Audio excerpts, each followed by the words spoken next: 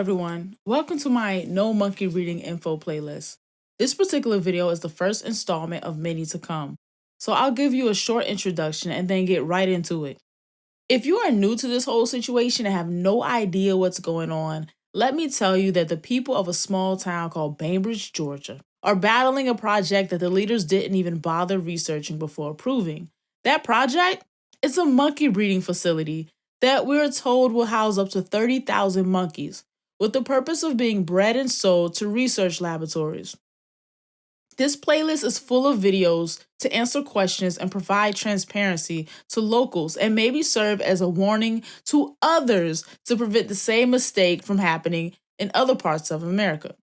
After all, we had no warning from our own officials who said yes to something that they shouldn't have even entertained.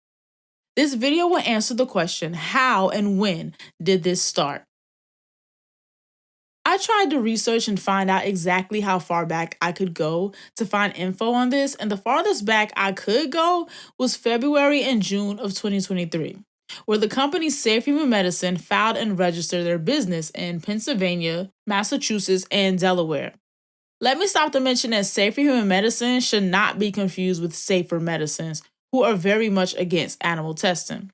So from that, I couldn't find any info until what happened in August 2023, which is where I'm going to start.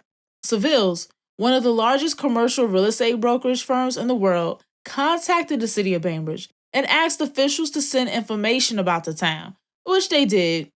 Bainbridge was chosen from a short list and invited to make a presentation to the consultants and executives of Safe Human Medicine. That presentation was a bid to convince Safe Human Medicine that Bainbridge would be a great place for their company to set roots.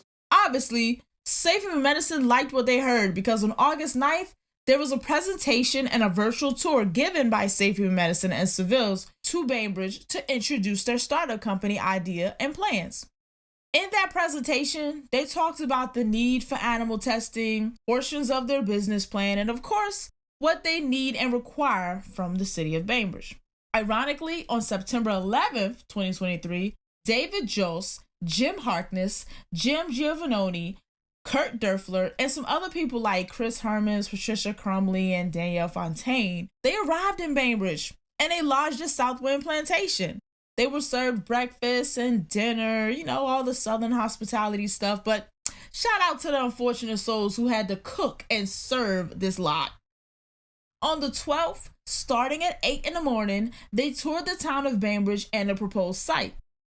Fast forward to November 2023, the city manager of Bainbridge, Chris Hobby, emailed a few members of the city council and a local lawyer to organize a special meeting on Thursday, November 16th.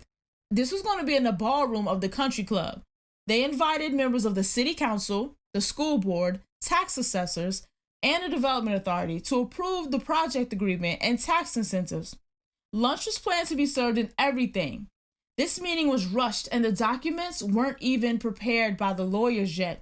But they were still going to try to have that meeting as soon as possible because they, quote, don't want to take our foot off the gas. And trying to get it done very, very fast. By the time of this email, the NDAs were already signed. But a few hours after that email, the date was rescheduled and set for the week of December 11th, 11 a.m. at the Kerbal Center. This was the meeting that was not properly advertised to the public. So let's get right into the details of this iconic meeting. On December 11th, 2023, this meeting at the Kerbal Center was a joint meeting. For your reference, you can find the minutes of this meeting in the description bar below. Mind you, when I was originally researching this project, I did not see the agenda and the minutes for this meeting uploaded to the city's site. That was around early January 2024. Maybe I simply overlooked it all 3 times. Another thing to note is that unless the minutes have been updated since I printed them, it is unclear specifically who of each board was present. For example, in the minutes, there's no members present section.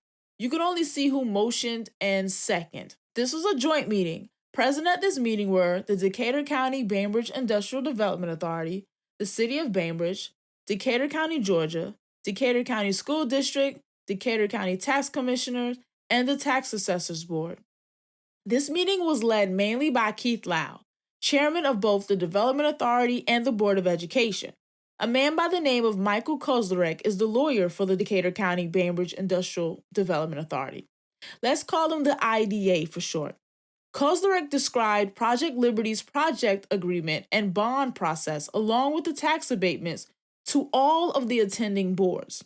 Only about 3 individuals out of all 5 boards even asked questions about this project. In the end, everyone voted unanimously, quote, unanimously, to approve this project. If residents had known about this, residents could have been a little more informed, which would enable them to form an opinion beforehand. But the company had the board members sign NDAs, so they could not legally discuss anything anyway, even if they wanted to. Also, there was no time for other board members to think this through. It was rushed by the company, who requested everything be expedited so that they could begin construction as soon as possible. We'll talk about how unanimous this vote was at the end of the video. For those who care to know, I can tell you who from each board approved Project Liberty. From the Decatur County Bainbridge Industrial Development Authority, it was Ramsey Simmons, and second by Andy Bell. Of the City of Bainbridge, it was Don Whaley, second by Glennie Bench. Decatur County Board of Education was Mike Conder, second by Brandon Conley. Decatur County Board of Commissioners, Rusty Davis, second by George Anderson. And last, the Decatur County Board of Tax Assessors was Bill Harrell, second by Gloria Freeman.